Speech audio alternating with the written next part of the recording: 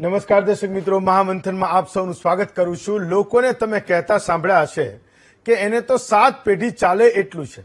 આ 7 પેઢીનું સાજું કરી લેવાની લાલચ જ માન, હોદ્દો અને મર્યાદા બધું ભૂલવાડી દે છે। વ્યક્તિ કયા હોદ્દા પર બેઠો છે, તેના પર કેટલા લોકોની જવાબદારી છે અને જનહિત માટે શું કરવું જોઈએ એ વિચારવાના બદલે એસી ઓફિસોમાં બેઠેલા ક્લાસ 1 અધિકારીઓ પોતાના ખિસ્સા કેમ ભરાય એવું વિચારે ત્યારે આખા તંત્રને નીચું જોવા જેવું થાય છે। લાંચિયા અધિકારીઓની લાલચ તેમના હાથ તો કાળા કરે જ છે, પણ ભ્રષ્ટાચારની આગમાં સૌથી વધુ બળે છે સામાન્ય માણસના સ્વપ્નાઓ। જે ખુરશી ઉપર બેસીને ન્યાય અને સેવાના શપથ લેવાના બદલે લાંચના વેપારનું કાઉન્ટર બનાવી દેવાય ત્યારે કેટલાય ખેડૂતોની જમીન, યુવાનોના ભવિષ્ય અને અનેક પરિવારોની આશાઓ દાવ પર લાગે છે। આવી જ ઘટના સુરેન્દ્રનગરમાં બની, જ્યાં કલેક્ટર સહિત સ્ટાફે જમીનના એને કરવામાં કરોડોનું કરી નાખ્યું। ઘટના તો 23 ડિસેમ્બરની છે, પણ આરોપીઓની પૂછપરછમાં જે ખુલાસા થયા એ ભલભલાને આશ્ચર્ય પમાડનારા છે। નાયબ મામલતદાર ચંદ્રસિંહ મોરીએ ઈડી સમક્ષ કબૂલાત કરી કે લાંચનો 50% હિસ્સો સુરેન્દ્રનગરના જિલ્લા કલેક્ટર ડોક્ટર રાજેન્દ્ર પટેલને મળતો હતો। બધો હિસાબ કલેક્ટરના પીએ જયરાજસિંહ ઝાલા રાખતો અને લાંચમાં કલેક્ટરનો હિસ્સો પણ એ જ લઈ જતો હતો। તો કલેક્ટર ઓફિસના ક્લાર્ક મયુરસિંહ ગોહિલે ઈડીની પૂછપરછમાં કહ્યું કે જમીનના હેતુફેર માટે જિલ્લા કલેક્ટર જ અંતિમ નિર્ણય લેતા હતા। નીચલા અધિકારીઓની કબૂલાતથી જ સવાલ એ થાય કે પૂર્વ કલેક્ટર ડોક્ટર રાજેન્દ્ર પટેલ સુરેન્દ્રનગરમાં ચાલી રહેલા ભ્રષ્ટાચારના એ ખરેખર કેન્દ્ર બિંદુ હતા કે કેમ? ટોચના અધિકારીઓ જ ભ્રષ્ટાચારમાં ગળાડૂબ હોય તો નીચલા વર્ગને ડર આખરે કોનો લાગે? આવા કિસ્સામાં માત્ર અધિકારીઓની ધરપકડ પૂરતી છે કે કેમ? અને તંત્રમાં પારદર્શિતાના અભાવનું આ પરિણામ છે કે કેમ? આ તમામ સવાલો પર આજનું મહામંથન કરીશું।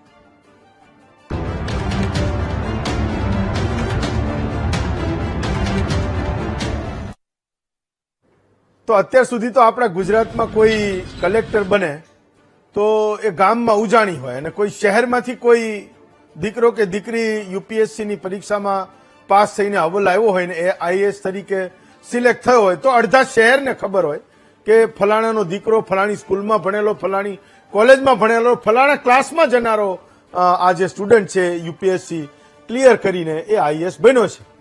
નાના ગામોમાં તો આખું ગામ હિલોળે ચડ્યું હોય, સમાજની છાતીઓ ગજગજ ફૂલાતી હોય કે આખરે અમારામાંથી કોઈ એમ કે આઈએએસ બન્યું। પણ સુરેન્દ્રનગર જિલ્લા કલેક્ટરે જે કંઈ કર્યું એ હું એવું સમજુ છું કે એવા હજારો લાખો લોકોના એ સપનાને તોડનારું છે, એમના ભરોસાને તોડનારું છે અને એમના ગૌરવને પણ હણનારું છે। કારણ કે અત્યારે એવા લોકો પછતાતા હશે કે જેમણે એ કલેક્ટર જ્યારે બન્યા હશે ત્યારે મંચ ઉપર બોલાવીને એનું સન્માન કર્યું હશે, હારતોરા કર્યા હશે, એને સાફા પહેરાવ્યા હશે। હું એવું સમજુ છું કે તમામ લોકો અત્યારે એવું સમજતા હશે કે આપણે પણ જે કંઈ કર્યું એ ખોટું કર્યું હતું। સુરેન્દ્રનગરના કલેક્ટર તરીકે ફરજ બજાવતા એમણે જે કંઈ કરપ્શન કર્યું ડોક્ટર રાજેન્દ્ર પટેલે, એના કારણેની ધરપકડ તો થઈ છે, આવનારા સમયમાં એ જેલમાં પણ જશે। પણ આજના સમયમાં સરકારનો નાનો એવો કર્મચારી એ કલેક્ટર માટે કલેક્શનનું કામ કરી રહ્યો છે। તો જૂના જમાનામાં જે કલેક્ટર શબ્દ આવ્યો એ અંગ્રેજો વખતે જે મહેસૂલનું કલેક્ટ કરતા એ કલેક્ટર હતા। તો આ સરકારનો નાનો કર્મચારી એ કલેક્ટરનો કલેક્ટર બની રહ્યો છે, એટલે કે કલેક્ટરનું બધું સચવાય, એને 50% મળે, એના માટેનું કલેક્શન કોણ કરે?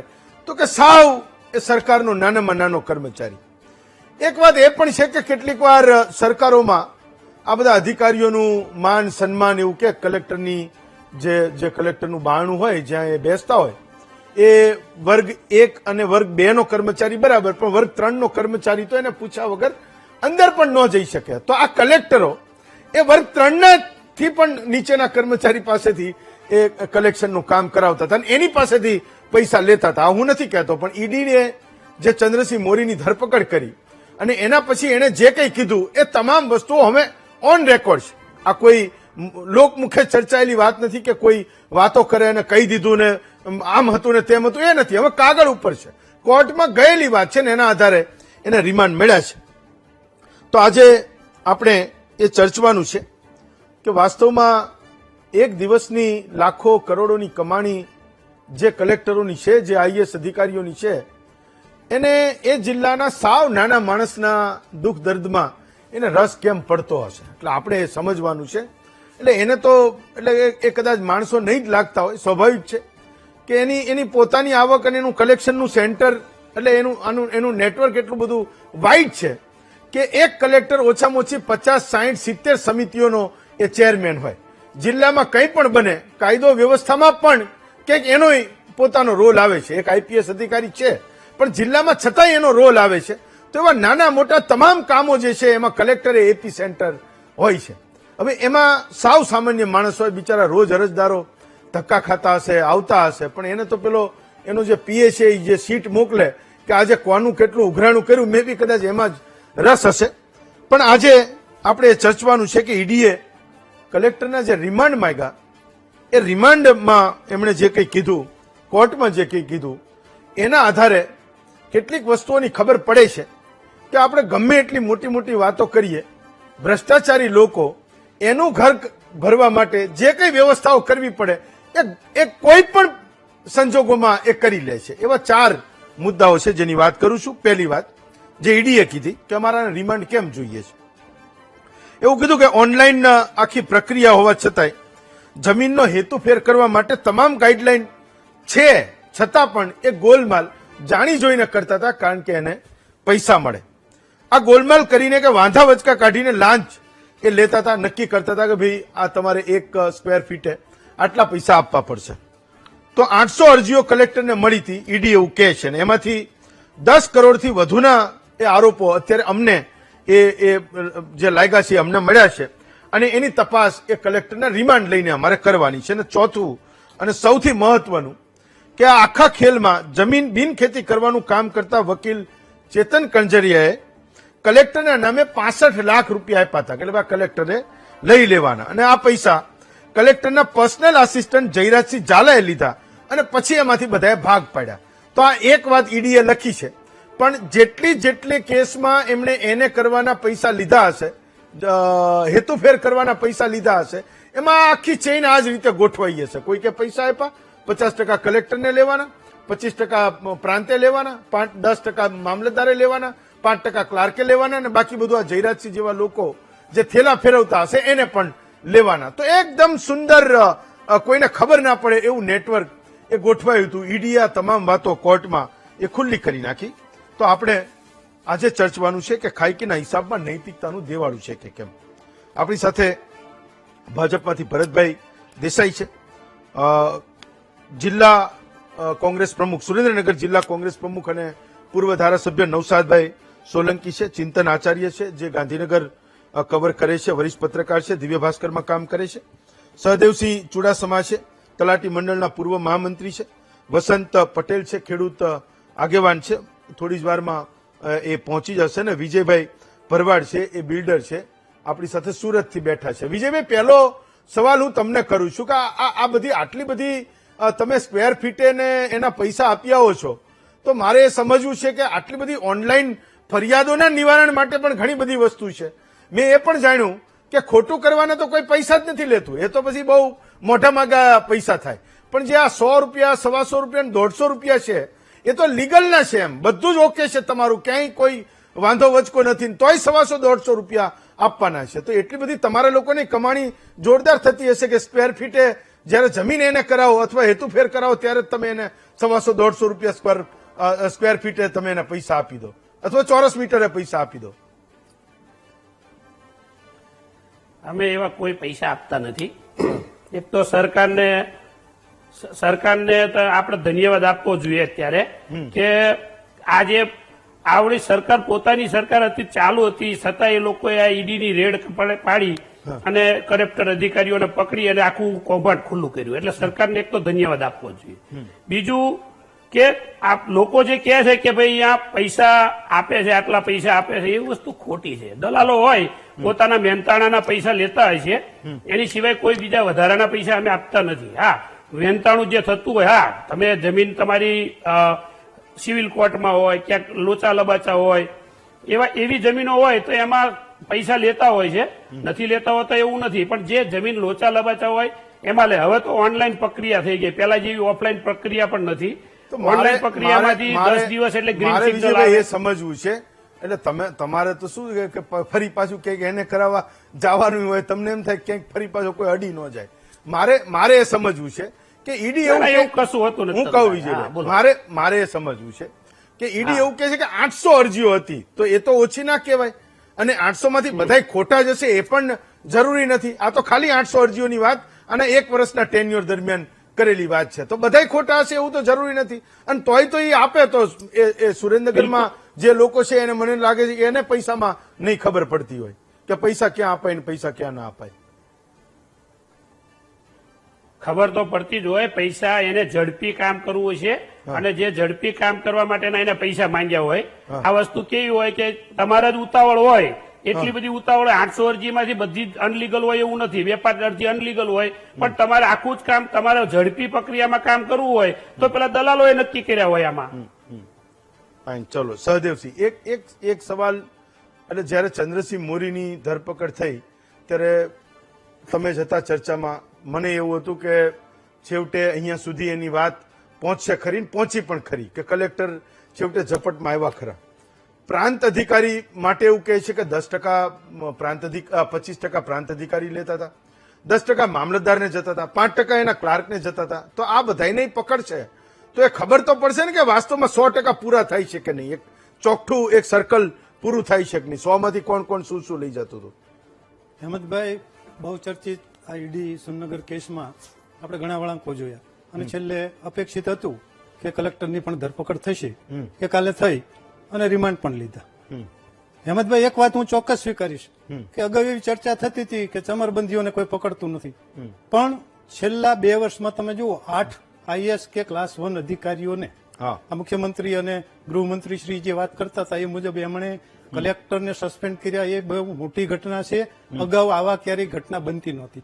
એટલે હું રાજ્ય સરકારને આ બાબતમાં ચોક્કસ અભિનંદન આપીશ કે 7-8 ક્લાસ 1 અધિકારીઓને જેલમાં મોકલવા એ બહુ મોટી વાત છે. અને હમણાં જુઓ તમે, ક્રાઇમ કોન્ફરન્સ થઈ હતી, મુખ્યમંત્રી પણ ટકોર કરી હતી, એટલે એ થોડાક ચિંતિત છે એ દેખાય છે. હવે સાથે આ આખા પ્રકરણની વાત કરું તો આ જે રકમ લેવાય છે ને એ અરજી ઇનવર્ડ થાય ને ત્યાંથી લઈને કે લાસ્ટમાં હુકમ થાય ત્યાં સુધી જેની જવાબદારીઓ આવતી હોય, આ લોકોમાં જે ચર્ચા થાય છે મુજબ, કે આ દલાલો જે કહેતા હોય મુજબ, બધાને પોતાનું હોદ્દા પ્રમાણે પૈસા વહેંચતા હોય. અને આપણે અખબારી અહેવાલો જોઈએ કે કેવી રીતે પૈસાની વહેંચણી થાય છે. બરોબર. બીજું કે ઘણીવાર એવું પણ બને છે કે જો રાજ્યમાં બધા અધિકારીઓ ભ્રષ્ટાચારી નથી, પ્રામાણિક અધિકારીઓ કર્મચારીઓ પણ મોટો વર્ગ છે. હવે પ્રશ્ન એવો થાય છે કે ક્યાંક નોંધ નીચેથી મૂકે, કલેક્ટરે આખી ફાઇલ ન જોવાની હોય, કારણ કે કલેક્ટરને એટલો ટાઈમ ન હોય. નીચેથી જે નોંધ મૂકાણીને અધિકારી 2 મિનિટ સમજાય દે, સાહેબ આમ છે, આમ છે, આમ છે, ઓકે છે, એટલે ઓકે થઈ. બીજું, ક્યાંક ક્વેરીઓ હોય અથવા ક્યાંક એવું હોય તો 19-20 કરવાનું હોય, તો પછી થોડીક રકમ આપણે જે વાત કરીએ છીએ ને કે ભાઈ આટલી લેવાય છે એમાં થોડોક વધારો થાય. બરાબર. બીજું કે ઘણીવાર એવું બને છે કે નીચેના અધિકારી કર્મચારીએ નેગેટિવ નોંધ મૂકી હોય અથવા ક્વેરી કરી હોય ને તોય આપણે થોડા સમય પહેલા કલેક્ટર સસ્પેન્ડ થયા એમાં એવું જ હતું કે 1-2 અધિકારીઓએ નેગેટિવ નોંધ કરી હતી, રિમાર્ક્સ કર્યા હતા, છતાં ફાઇનલ ઓથોરિટી કલેક્ટર છે એટલે એને હુકમો છતાં કર્યા હતા. એટલે આમાં ઘણીવાર સિસ્ટમમાં ક્યારેક બધા જોડાયેલા હોય છે અને ક્યારેક ઘણીવાર વચ્ચેની 1-2 કડી નથી જોડાતી, પણ હવે એ નેગેટિવ એને નોંધ કરી છતાં જો ફાઇનલ ઓથોરિટીએ હુકમ કર્યા, એટલે આવી પણ ઘટના એવું બને છે. ચિંતન, એક સવાલ મને એ હતો કે આપણે ત્યાં એક પરસેપ્શન બનેલું છે કે નેતાઓ બહુ પૈસા બનાવે, તો આ તો એટલે અધિકારી તરીકે તમારે પર સ્ક્વેર ફીટે લઈ લેવાના.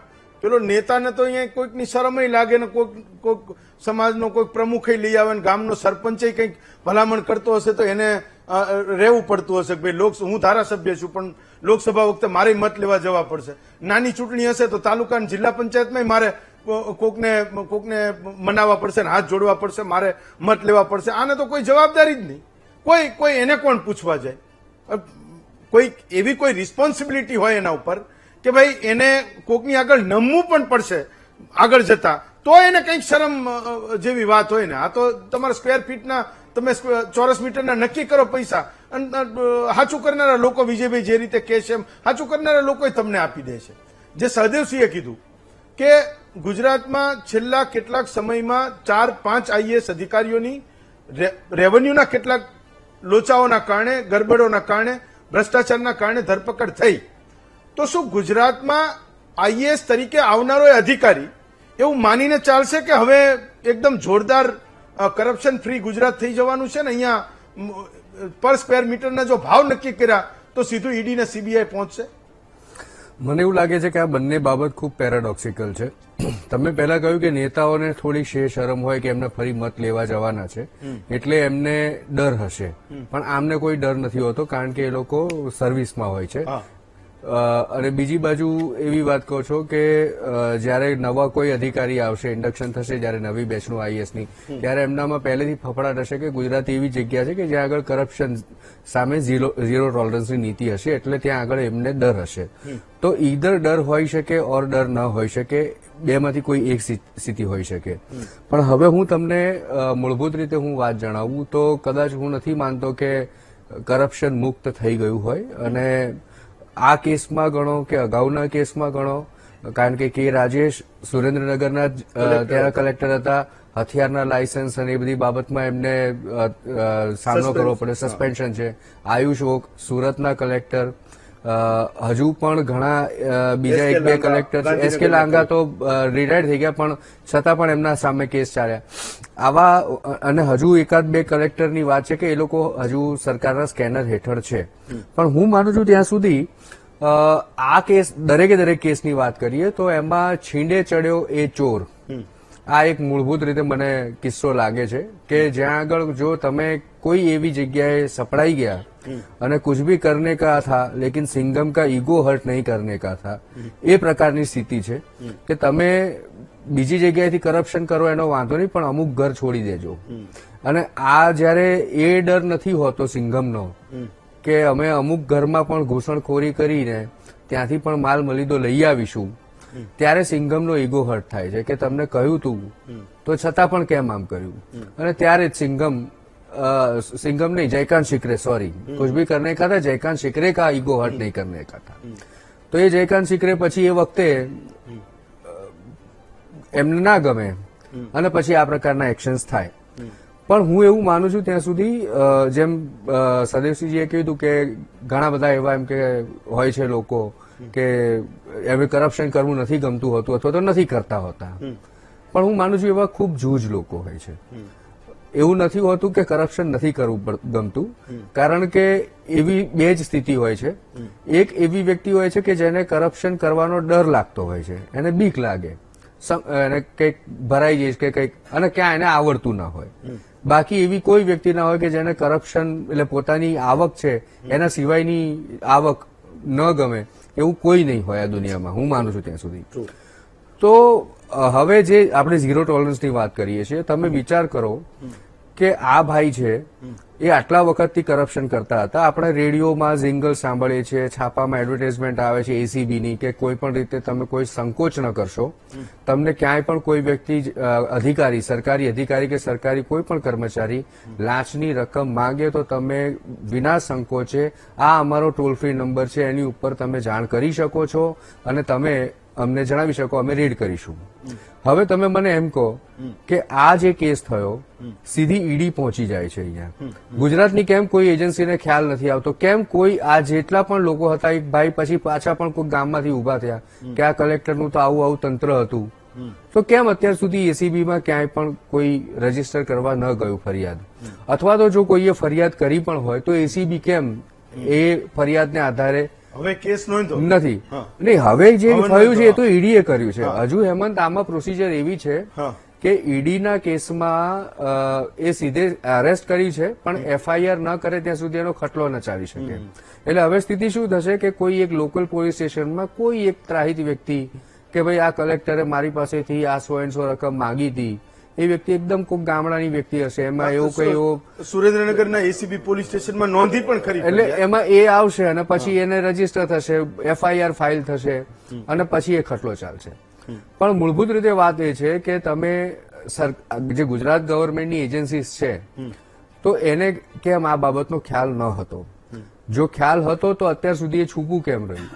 અને એ પછી અંતે છેક ઈડી સુધી અને ક્યારેક સીબીઆઈ સુધી વાત પહોંચે છે. તો એનો અર્થ એ થયો કે વ્યવસ્થિત ષડયંત્રપૂર્વક આ બધી કામગીરીઓ ક્યાંક ચાલી રહી છે, બહાર નથી આવતી. બહાર આવે છે એટલે જ હું કહું છું કે છીંડે ચડ્યો એ ચોર.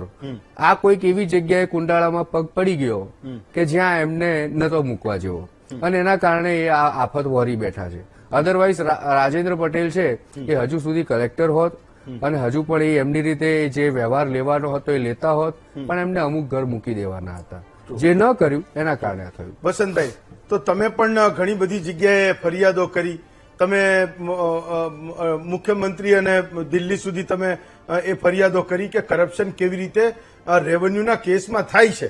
તો સવાલ એ છે કે કોઈએ અત્યાર સુધી એ પકડી ના શક્યા કે હું લાવો 1064માં હું ફોન કરું, એસીબીને કોલ કરું, ટોલ ફ્રી નંબર માટે ચિંતને કીધું એમ એની જાહેરાતો તો આપણે ત્યાં આપણે ખૂબ કરીએ છીએ, હું અહીંયા એ નંબર વારંવાર ચલાવું છું. કે પછી જેટલા પણ લોકો આવ્યા, વિજયભાઈએ કીધું એમ કોઈને રાહ નહોતી જોવી, જેટલી પણ અરજીઓ થઈ બધાએ પૈસા આપી દીધા કે ભાઈ મારું કામ તમે સૌથી જલ્દી કરી નાખો. હવે વીટીવીના પ્રેક્ષકોને મારા નમસ્તે.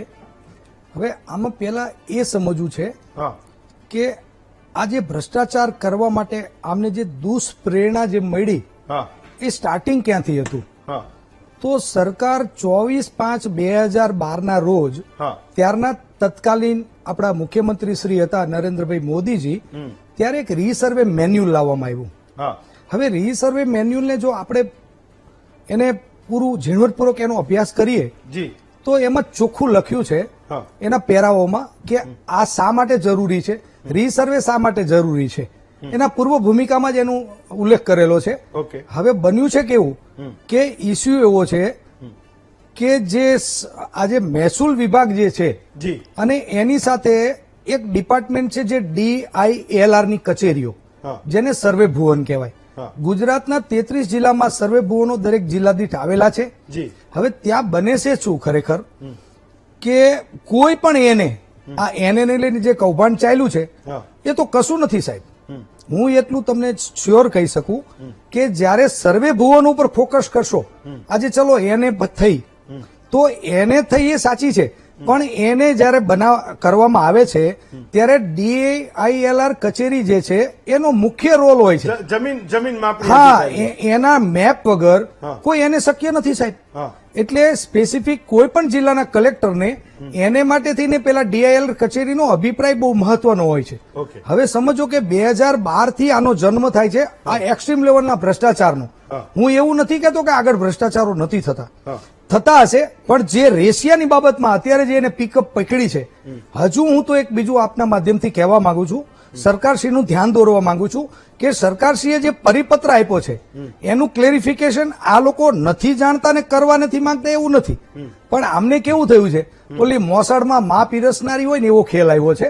આમને મજા ક્યાં પડી છે કે બ્યુરોક્રેટોનું જે એજ્યુકેશન લઈને જે લોકો આવે છે, સમજો કે એમાં કોઈ સિવિલ એન્જિનિયર બ્યુરોક્રેટ બન્યું હોય તો આ લોકોને આટલો ચાન્સ ના મળી શકે એવા કોઈ જિલ્લાની અંદર, પણ એ લોકોની પાસે આનું પર્યાપ્ત જે કંઈ પૂરેપૂરું પેલું નોલેજ નહીં હોવાનો આનો પૂરેપૂરો લાભ લે છે. હા. કારણ કે શંકુ સાકરથી થયેલા ટિપ્પણો, હા આપણું જે ઓરિજિનલ દફતર છે હા. સાહેબ, આની અંદર સરકાર અત્યારે, હું સરકારને માત્ર એક ધ્યાન દોરવા માંગુ છું કે સરકારે એક જ ફોકસ કરવાનો છે હા. કે જે લેઆઉટ, જે રીસર્વે એજન્સી જે પ્રાઇવેટ જેને કામ આપવામાં આવ્યું હતું ગુજરાતની રીસર્વે માટેનું, એ એજન્સીએ એમના આકાશી કેમેરાઓ દ્વારા ગુજરાતના ખેતરોના જે એ લોકોએ ફોટો લીધા, એ એક ફોટો ઇમેજ છે સાહેબ. હવે ફોટો ઇમેજને આ લોકો ગામડાના વગડાની જમીનનો એને લેઆઉટ પ્રસ્થાપિત કરવા નીકળ્યા છે.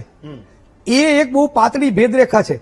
જ્યારે આ લોકોને જ્યારે મૂળ જે લેઆઉટ છે ગામડાના રેકર્ડ આધારિત, એ લેઆઉટને ને આ રીસર્વેના લેઆઉટને કોઈ લેવા દેવા નથી. ઓકે. આજની તારીખમાં સરકારને મિસગાઈડ કરવા માટેનું એવું એક ચાલી રહ્યું છે કે હજુ તો હું સરકારને એ ધ્યાન દોરવા માંગુ છું કે તમે આ જે નીચે બેઠેલા જે તમને એમ કહી દે છે કે આટલાનું રીસર્વે પૂરું થઈ ગયું છે, આ ભ્રષ્ટાચારને ડાંબો હોય અને ખરેખર ભ્રષ્ટાચાર મુક્ત તો બહુ દૂરની વસ્તુ છે સાહેબ, પણ આને કદાચ 50% 70% ડાઉન કરી દેવો હોય તો જે રીસર્વે કામગીરી જે ચાલે છે એ કામગીરીની અંદર સરકારે જે એમને જે ડેટા આપવામાં આવે છે, માન લો કે હું મુખ્યમંત્રીશ્રીને 20 વાર મળ્યો સાહેબ, આ વાસ્તવિકતા કહું છું, એમના તમામ OSD ને હું નામ જોગ જાણું છું. મેં 24/5/2024 ના રોજ 25 ઓક્ટોબર 2024 ના રોજ PMO માં એક લેટર કરેલો. મને ત્યાંથી વારંવાર અપડેટ કરતા હતા શેખરભાઈ અને વિશાખાબેન. PMO ની વાત કરું છું, PG પોર્ટલમાંથી, અને મને દર વીકમાં પૂછવામાં આવતું હતું કે બસંતભાઈ આપને જો શિકાયત દર્જ કરાઈ है उसके बारे में कोई एक्शन ले रहे हैं कि नहीं ले रहे हैं. तो मैं એ વખતે અહીંના જે બી ઓએસડીઓ છે સરકારની સાથે બેઠેલા, હા. હું નામજોગ કોઈને કોટ નથી કરવા માંગતો, અને કલેક્ટરશ્રીઓને ત્યારે સાહેબ મેં સરકારનું એક ધ્યાન દોર્યું કે સાહેબ તમારી પાસે જે આ લોકો જે માહિતી આપે છે હા. એ માહિતી છુપાવવાની એક પેરવી ચાલે છે. સરકારને સમજો કે હમણાં વિધાનસભાના ફ્લોર પર કહેવાયું કે ભાઈ 5,000 ગામડાઓનો રીસર્વેની કામગીરી પૂર્ણ થઈ ગઈ છે.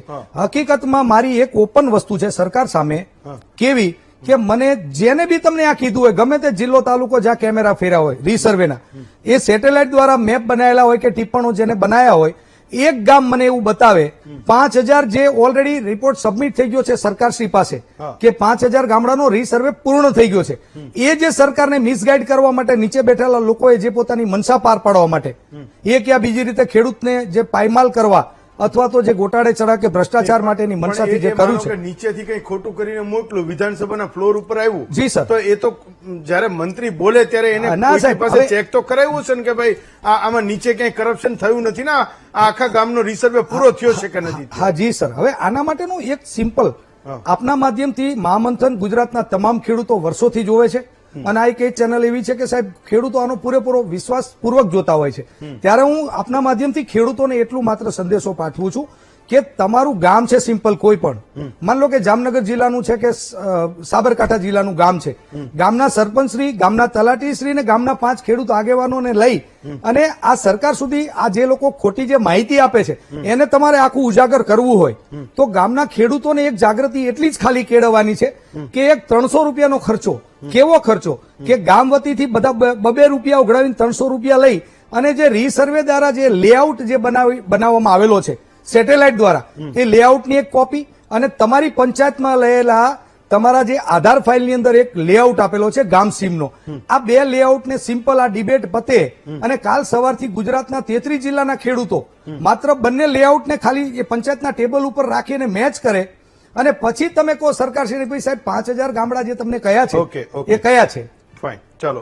નવસાદભાઈ, તો મૂળ મુદ્દો એ છે કે તમારે ત્યાં આટલો બધો ત્રાસ હતો, આ કાયદેસરનું એક્સટોર્શન હતું, આટલી ખંડણીઓ ઉઘરાવતા હતા, તો તમારા લોકો સુધી કોઈ નું આવ્યું ક્યારેય કે ભાઈ અમને બચાવો, તમે ઓપોઝિશનમાં એટલે તમે પોતે ધારાસભ્ય રહ્યા છો, તમારા સુધી કોઈ નું આવ્યું કે આ જબરજસ્ત કરપ્શન ચાલી રહ્યું છે ને આમાંથી મુક્તિ જોઈએ, હું આપી શકું એમ નથી? એવા પણ લોકો હશે જેને કરાઈ જ લેવું છે, એ જેના મોટા બિઝનેસીસ છે, જેમને મોટી ફેક્ટરીઝ નાખવાની છે, એ તો લોનના સ્વરૂપે ક્યાંકથી એને ઉપાર્જન કર્યું હશે, પણ એવાય લોકો હશે બિચારા ખેડૂતો કે જેને આ કામ કરાવવાનું હશે ને પૈસા માંગતા હશે, તે ક્યાંથી લાવતા હશે?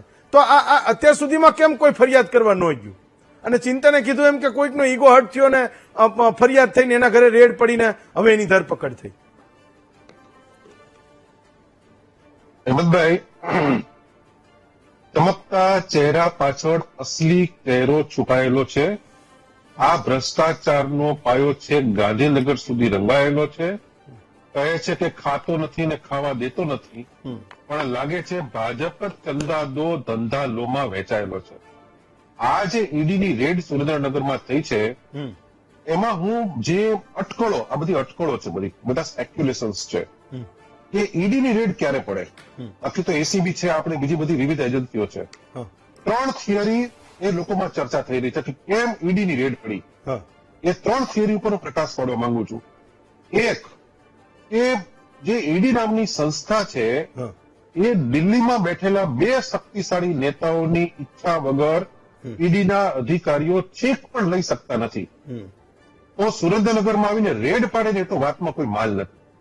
એમાં પહેલી જે થિયરી છે કે એમાં એવું બની શકે કે અમારા સુરેન્દ્રનગર જિલ્લાનો ભાજપનો કોઈ સ્થાનિક ખલીફો એને બારોબાર ઉપરવાળાને અંધારામાં રાખી અને કોઈ મોટો હાથ મારી દીધો હોય અને હિસ્સો ઉપર સુધી પહોંચ્યો ના હોય અને એની શાન ઠેકાણે લાવવા માટે થઈને આ ઈડી રેડ પડી હોય અને એનાથી એના માધ્યમથી પછી આ બધી વસ્તુ બહાર આવતી હોય કે દિલ્હી દરબારમાં હવે એને હાજર થવું પડે.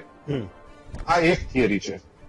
બીજી થિયરી એ છે કે જે ચિંતનભાઈ વાત કરી, બહુ સાચી વાત કરી ચિંતનભાઈએ, કે આ કલેક્ટર સાહેબ કે એમના કચેરીના કોઈ અધિકારીઓ જે છે બરોબર, એમને ઉપરથી કહેવામાં આવ્યું હોય કે આ કામ કરવાનું છે અને આ લોકો આ કામ કરવાની ક્યાંક ના પાડી હોય અથવા આનાકાની કરતા તો વિલંબ કરતા હોય તો જ એમના ઘેર ઈડીના નગારા વાગે.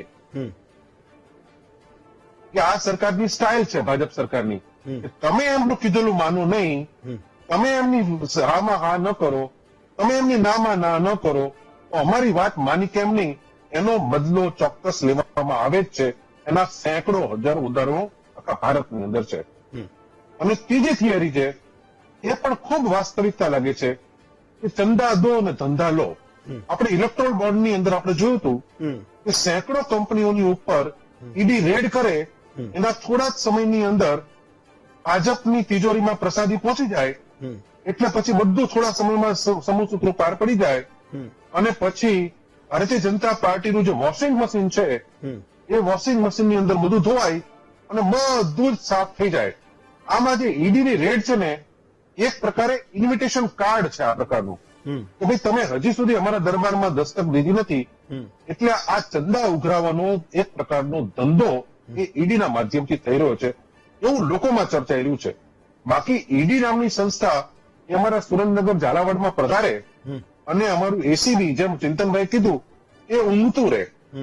સેંકડો એવા દાખલાઓ છે કે આજે ગુજરાતની એક પણ કલેક્ટર કચેરી, હમણાં પેલા બિલ્ડરભાઈ કહેતા હતા કે અમે કોઈ પૈસા આપતા નથી, તો તમે અત્યારે પૈસા લીધા વાળાને તમે તો અત્યારે તમે ગિરફતાર કર્યા છે, તો લાંચ દેવી પણ ગુનો છે. તો કોણે લાંચ આપી એને હજુ સુધી કેમ ગિરફતાર નથી કર્યા? આ જે લિસ્ટ બહાર પડ્યું એની અંદર ભાજપના કેટલાય મોટા મોટા માતાઓના નામ હશે, એનું કેમ કોઈ નામ બહાર પડતું નથી હજી સુધીની અંદર?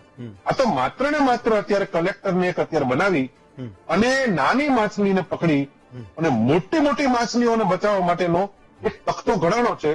તમે જોજો થોડા સમયની અંદર આ બધી જ તપાસ પૂર્ણ થઈ જશે અને કશું જ બહાર આવશે નહીં. અત્યાર સુધીની અંદર ભારતની અંદર ઈડીએ જેટલી રેડો કરી છે એમાં માત્ર 2% લોકોને સજા થઈ છે, બાકી 98% લોકો સાફ સુથરા બહાર પડી જાય છે. એમાંના મોટા ભાગના તો ભાજપ સરકારની અંદર મંત્રીઓ બની ગયા છે, નાયબ મુખ્યમંત્રીઓ બની ગયા છે, મુખ્યમંત્રીઓ બની ગયા છે, આ જ ઈડીની રેડ વાળા લોકો. એટલે અત્યારે જે તમારી વાત છે વાતની અંદર હેમંતભાઈ કે આ જે રેડ થઈ છે એની અંદર એ તો કલેક્ટર કચેરી જેમ હમણાં જ આપણે ભાઈ વાત કરી કે અમારી બાજુમાં એમની બાજુમાં જ ઓફિસ છે લેન્ડ રેકોર્ડની, ત્યાં અમારે એક બેન છે અઠવાડિયે 10 દિવસે એકવાર આવતા હતા અને મેં પોતે ફરિયાદો કરેલી છે કે આખે આખું જમીનનું કૌભાંડ કે ક્યાંયની જમીન લાવીને ક્યાંક મૂકી દીધી અને મફતના ભાવની જમીનને કરોડો રૂપિયાની જમીન કરી દીધી અને પછી કેટલાય લોકો એને વેચે જાય છે. આખું કૌભાંડ સાબિત પણ થઈ ગયું. હજી સુધી એ કૌભાંડનું પાનિયું બંધ કરવામાં આવતું નથી. આ બધું કૌભાંડ સ્પષ્ટ છે. અને એસીબી નામની સંસ્થા એને ગંધ પણ ના આવે, એને કશી ખબર પણ ના પડે, એ તો આપણને નવાઈ લાગે. આ તો પછી ઉપરથી આવી ગયા, ઉપરના આપણે દિલ્હીના દરબારની અંદર જે 2 મોટા શક્તિશાળી નેતાઓ છે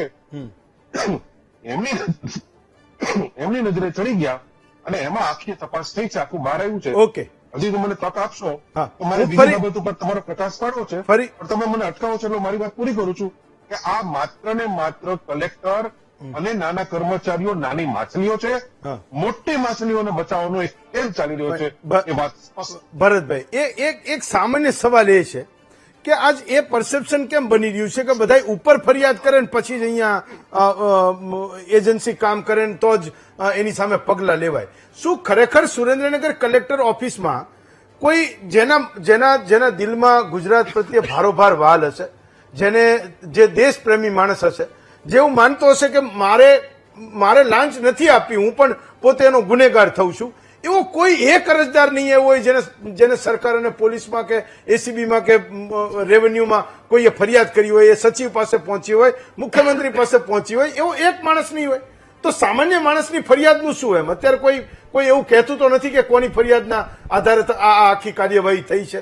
એક ભરોસો એ રીબિલ્ડ કરવાની જરૂર છે કે સાવ નાના માણસનું સાંભળે છે, મોટા માણસના પ્રશ્નો એની પાસે છે, પણ ગુજરાતમાં જિલ્લાનો, તાલુકાનો, ગામડાનો સાવ નાનો માણસ હોય એની ફરિયાદ આવે ને એના આધારે કલેક્ટર ઉપર કાર્યવાહી થાય છે. એ પરસેપ્શન હજુ નથી બનતું. મને થોડો હેમંતભાઈ સમય એટલા માટે આપજો કારણ કે ઘણા બધા મહાનુભાવોનો જવાબ આપવાનો છે. પ્રથમ તો મારા મિત્ર નૌશાદભાઈએ હમણાં ઘણી સરસ વાતો કરી. મને લાગે છે કે કારણ કે કોંગ્રેસમાં છે એટલે કોંગ્રેસની જે પ્રણાલી અત્યાર સુધીની જે 2014 પહેલાની જે સરકારો ચાલતી હતી એના લગભગ એમણે બધા વખાણ લગભગ કરી નાખ્યા. કારણ કે ભારતીય જનતા પાર્ટીની સરકાર તો આ રીતે ચાલતી નથી. બીજી થોડી તમને વાત કરું હેમંતભાઈ, તો અત્યારે જે પ્રમાણે જીઆઈડીસીઓ બધી બની રહી છે, જે પ્રમાણેના સોલર ફાર્મ આખા ગુજરાતની અંદર આવી રહ્યા છે, એમાં ઘણી બધી બહારની કંપનીઓ આવે છે. બહારની કંપનીઓ આવે છે, સાથે સાથે સરકારે સિંગલ વિન્ડો ક્લિયરન્સ માટેની ઘણી બધી સગવડો ઉભી કરેલી છે. એમાં એક સગવડ છે 63AA. જીઆઈડીસીમાં તમે ધારો કે જમીન લેવા જાઓ તો 63AA ની એક પરમિશન આવે છે કે તમે ખેડૂત ના પણ હો તો તમે જમીન લઈ શકો છો, અને અમુક દિવસોની અંદર તમારે એ જમીન સરકાર તમને એને કરવામાં તમને સરકાર જ મદદ કરે છે, અને એનું પ્રીમિયમ બહુ નોમિનલ હોય છે. ત્રીજી વાત એને ની કરું તમને કે એને ની ઓનલાઈન પોર્ટલ છે, ડિજિટલ પોર્ટલ છે ગુજરાત સરકારનું, એમાં ઓનલાઈન તમે અરજી કરો એટલે આ બધી વાતો જે ભ્રષ્ટાચારની ચાલે છે એમાં કોઈ જ ભ્રષ્ટાચાર હેમંતભાઈ થતો નથી. ને જયારે જિલ્લા ઓનલાઈનમાં હું તમને આખી વાત કરું પછી તમે મને જવાબ આપજો. ઓનલાઈનમાં ધારો કે ગણો ત્યાં કોઈ ખેતરની અંદર હોય તો એ જમીન એને ન થાય એટલે એ તમારે એના માટે તમારે કલેક્ટર પાસે જવું પડે. એને જે ગણોતિયાના હકો હોય એ તમારે બધા ખારીજ કરવા પડે, પછી એ તમારી જગ્યા એને થાય. પરંતુ સરકારની મનસાની સરકારની નિયતની વાત કરું તો સરકારે બધું જ ડિજિટલ કરી નાખ્યું છે. આ બધી જે અત્યારે બહારની કંપનીઓ આવી રહી છે એમને કદાચ એમના કોઈ એજન્ટ હોય કાં તો એમને જેમણે જમીન અપાવી હોય, જે કોઈ બ્રોકર હોય, કે હું કોઈને નામ જો વાત કરવા માંગતો નથી, પરંતુ એ ક્યાંક આ 60 ગાંઠોમાં કદાચ સંકળાયેલા હશે. ને બીજી હું પ્રધાનમંત્રી ઓફિસને એક અભિનંદન આપું છું કે એક નાની અરજી ગઈ હતી. હમણાં વસંતભાઈએ વાત કરી કે મેં પ્રધાનમંત્રીની ઓફિસમાં 3 વખત અરજીઓ 4 વખત અરજીઓ કરી, તો ત્યાંથી જવાબ આવી જાય છે કે તમારી ફોલોઅપ તમારું શું થયું. એટલે જયારે મનસા ચોખ્ખી હોય, નિયત હેમંતભાઈ ચોખ્ખી હોય, ત્યારે જ ઉપરથી ઈડી સીધી આવીને, કારણ કે કઈ આંકડો મોટો આપણને બધાને સંભળાઈ રહ્યો છે, મને બહુ ડિટેલ આ વાતની ખબર નથી, પરંતુ ક્યાંક ને ક્યાંક એનો મામલો છે ને આંકડો કંઈક કરોડો રૂપિયાનો છે, એટલા માટે સીધી ઉપરથી ઈડી આવી છે.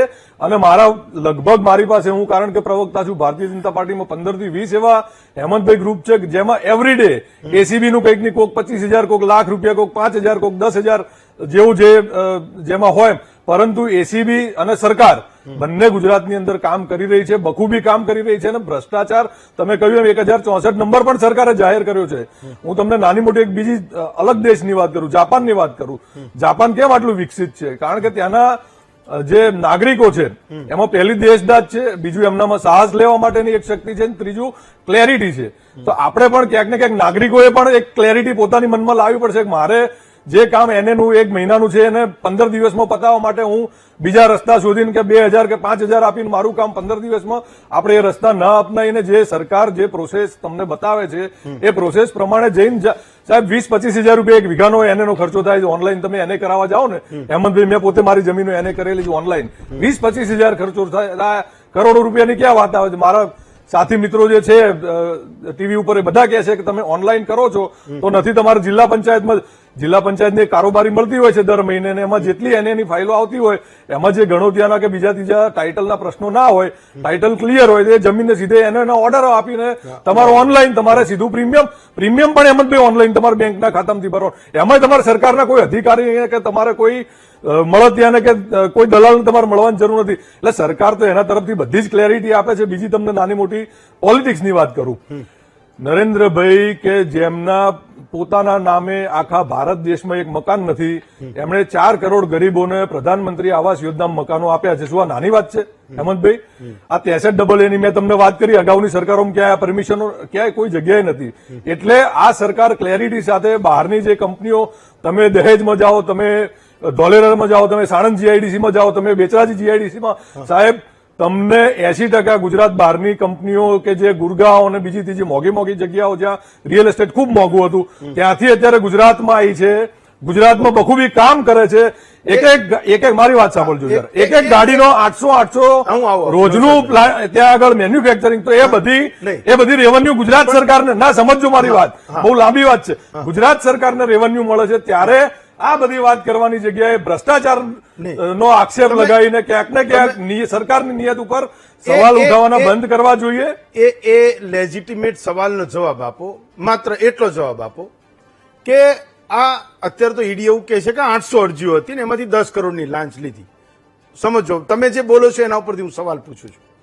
માનો કે એ 800 અરજીઓમાંથી ઓનલાઈન તો બધાએ કરી જશે, બધાએ ઓનલાઈન કરી હશે, તો એ 880 અરજીઓમાં ગણોધારાનો વાંધો હશે કે ટાઇટલ ક્લિયરનો વાંધો હશે, તો તમે એ કેમ વાતનો સ્વીકાર નથી કરતા કે એ નેક્સસ ગોઠવાયેલું હતું? ભાઈ વાત સાચી છે કે ઈડીએ રેડ કરીને એમની ધરપકડ કરીને કાલ આવું નવસાદભાઈ જેલમાં જશે. મુદ્દો એ છે કે એની અરજી કરનારો દરેક માણસ ખોટું કામ લઈને જ જાય છે અથવા તો એમાં કોઈક ને કોઈક વાંધા વચકત છે અને અટકાઈને તમે પૈસા લો છો? આ કોઈને ગળે ઉતરે એવી વાત નથી. તમે એ સવાલનો જવાબ નો આપ્યો.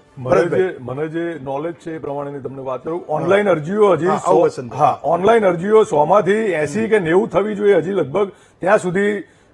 જે હું બીજી વાત નથી કરતો, સરકારનો આમાં કોઈ રોલ એટલા માટે ના હોય કે ઓનલાઈન અરજી તો જે અરજી કરનાર છે એને કરવાની. એમાં કઈ સરકાર તમારી જોડે તમને જઈને ના કે ઓનલાઈન તમે અરજી કરો. એટલે ક્યાંક ને ક્યાંક લોકો શોર્ટકટ માટે સીધા જ્યાં મળતિયાઓ કે દલાલો હોય છે જે કલેક્ટર ઓફિસની બહાર ફરતા હોય છે એમને જ મળીને સીધા તો કે શું મારી ઓનલાઈન ના જાય તો એની ઓનલાઈન નિકાલ થાય? બિલકુલ થાય, બિલકુલ કેવી રીતે થાય. મેં કહ્યું ને, જિલ્લા પંચાયતની કારોબારી જયારે મળતી હોય છે તો દર પછી એ મહિનામાં કોઈને ના ખબર પડે કે ઓનલાઈન માંથી જમીન એને થવાની હતી ને એના બદલે અંડર ટેબલ ફાઇલો આવે ને એને થઈ ગઈ? એટલા માટે તો સરકાર 1064 ની વાત કરે છે કે તમે ફોન કરો કે એસીબી કે તમને પહોંચી જશે. આ નથી. મેં જાપાનની વાત એટલા માટે કરી કે આપણે ક્યાંક નાગરિકોને ક્યાંક સુધરવાની જરૂર છે. કે મારું કામ, મેં તમને અગાઉ કહ્યું, મહિનાનું કામ 15 દિવસમાં પતી જાય તો લો તમને 500 રૂપિયા. તો આપણે એ 500 રૂપિયા આપવાની જરૂર જ નથી. સરકાર તમને ના પાડે કે તમે આ ના કરશો. તમે જઈને ઓનલાઈન અરજી કરો ને ઓનલાઈન નું તમારું નિરાકરણ આવી જશે. એટલે મારું એવું માનવું છે કે આ કલેક્ટરો જો એવું કહી દે ને કે અહીંયા એક પણ પૈસો જમીનના રેવન્યુના કોઈ લીગલ કામ માટે લેવામાં આવતો નથી, તો હું માનું છું કે નાગરિકો તો બિચારા સુધરેલા જ છે, એને તો લીગલ કામ કરાવવું છે ને એનો હેતુ ફેર એને કરાવવો છે. ફાઇન, હું આવું તમારી પાસે. હું ખાલી એક નાની વાત કરું કે રાજીવ ગાંધી એમ કહેતા રૂપિયો નીકળીને 15 પૈસા પહોંચે છે તો 85 પૈસા, ના, ભૂતકાળમાં 85 પૈસા જતા રહેતા હતા. અત્યારે હવે 85 પૈસા સીધા જનધન ખાતામાં 2000 રૂપિયાનો હપ્તો ખેડૂતનો સીધા એના ખાતામાં જાય છે. મારી મહિલા મા બેન દીકરીઓના ખાતામાં સીધા પૈસા જાય છે. ખેડૂતોના પૈસા જાય છે. આયુષ્યમાનના જે ઇન્સ્યોરન્સના પૈસા સીધા ખાતામાં જાય છે, સીધા ડોક્ટરના ખાતા. એટલે કોઈ વચ્ચેનો જે ભ્રષ્ટાચાર, હું તમને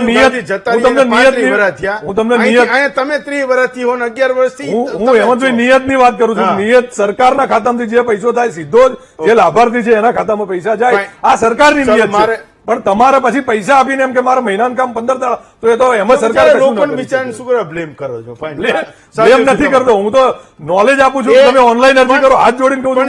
ભરતભાઈ, એકાદ વિઝિટ તમે સુરેન્દ્રનગર કરો અને આ જે લોકોએ પૈસા આપ્યા ને એને એકવાર તમે મળો ને પૂછો કે ભાઈ તે શેના માટે આપ્યા. હવે તો આ તો બધું કાગળ ઉપર છે, બધાની બધું આખું લિસ્ટ બહાર પાડ્યું છે. નવસાદભાઈ, આવું તમારી પાસે. હા, સદીવસિંહ, તમે કઈક કહેતા હતા, 10 સેકન્ડ પછી હું આવું તમારી પાસે. હા હેમંતભાઈ, હા, જો બે વાત કરીશ. હા, કે ભાઈ પત્રકાર મિત્રએ વાત કરીને તો ચોટીલા પ્રાંત અધિકારી મકવાણા હા, આપણે જોઈએ છે ઈમાનદાર છે, મેં બેસાડ્યા હતા. એ ધારે તો કેટલા કરોડો કમાઈ શકે.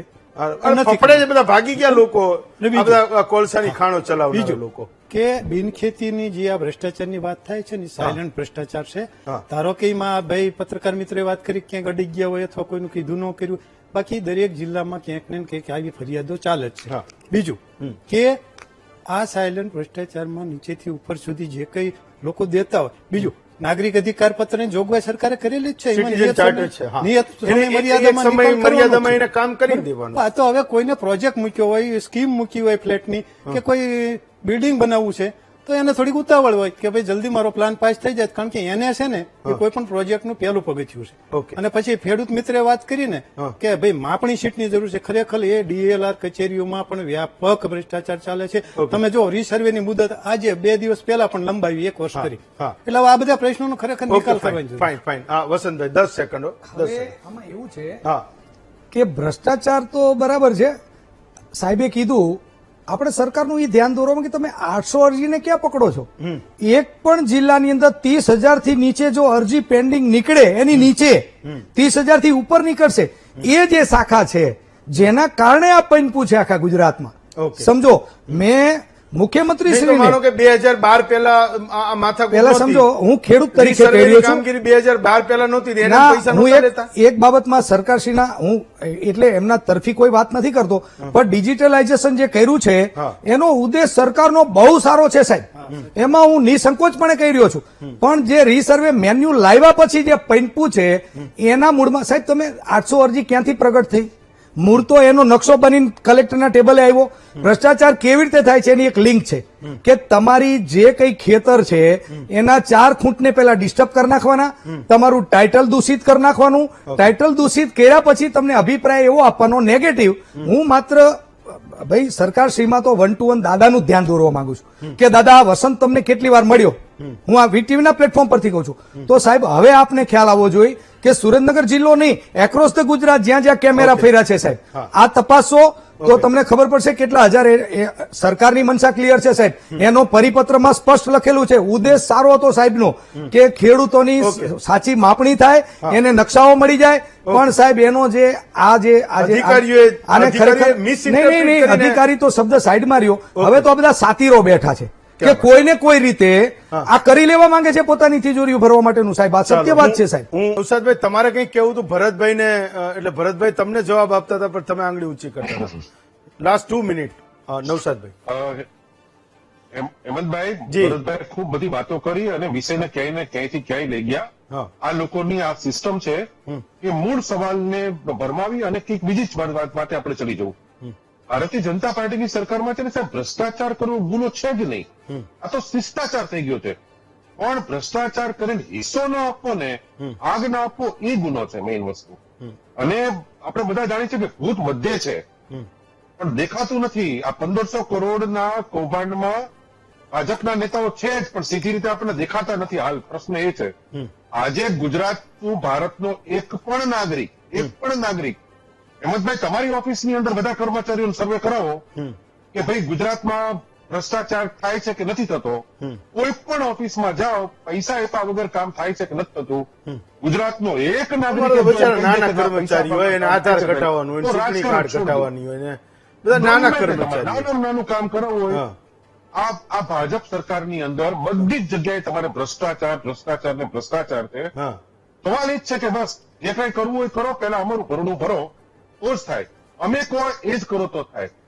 સવાલ તપાસનો નથી હેમંતભાઈ, હા સવાલ તપાસનો નથી, હા. સવાલ દાનતનો છે કે તમારી દાનત શું છે. આ બધાની પાછળ આ બધું જે કર્યાની પાછળ તમારી દાનત શું છે? દાનત સૌથી મોટો પ્રશ્ન છે. ઓકે. કારણ કે આજે આપણી ડિબેટ છે હા એ એસીબી ના અધિકારીઓ સાંભળતા જ હશે ને. સાંભળો, હા આજે આપણી આ ડિબેટ છે.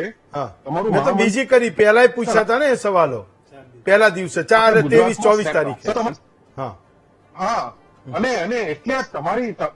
એટલે તમારી આ જે ડિબેટ છે હા. એ એસીબી ના અધિકારીઓ સાંભળતા જ હશે. હા કેમ એ લોકો સો મોટો લઈને આજે લેન્ડ કચેરીની કચેરીએ એ આ રેડ કરતા નથી?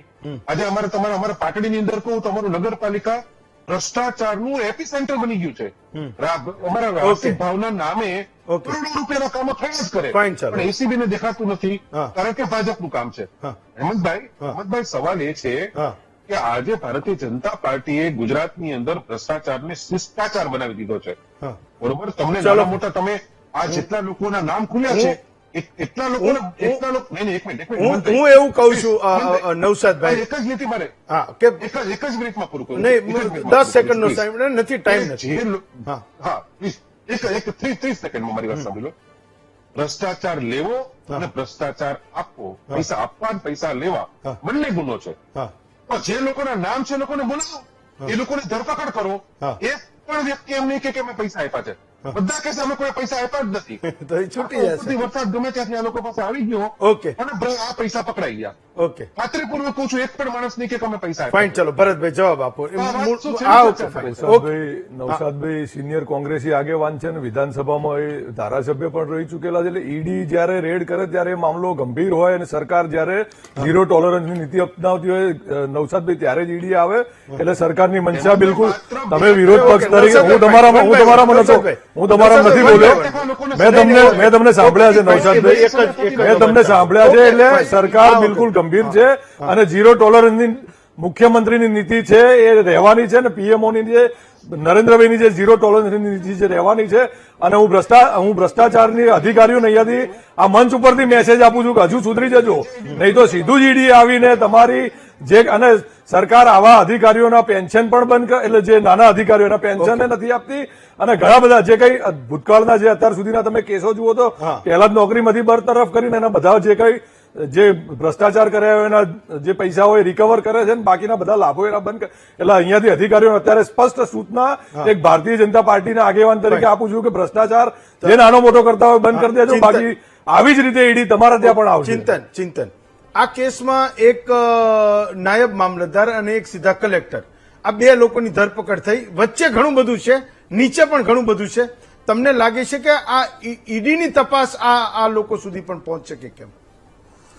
મને એવું લાગે છે કે ઈડી જનરલી થરો ઇન્વેસ્ટિગેશન કરતી હોય છે આ કેસમાં, કારણ કે મની ટ્રેલ જે છે, કારણ કે આમાં PMLA નો એક્ટ લાગુ કરેલો છે, એટલે મની ટ્રેલ જે છે એ આખું આમાં તપાસવામાં આવશે. અને હું માનું છું ત્યાં સુધી, જેમ ભાઈએ કહ્યું કે ભ્રષ્ટાચાર માટે પૈસો કોણે આપ્યો, તો એવા લોકોને પણ હું માનું છું ત્યાં સુધી સાક્ષી તરીકે પણ ઈડી કદાચ લેશે અને એમને પાસેથી પણ સ્ટેટમેન્ટ લેવડાવશે, જેથી કરીને આ જે અધિકારીઓ છે અથવા તો જે કર્મચારીઓ અને નેક્સસમાં છે એ બધાનો કેસ મજબૂત બનશે.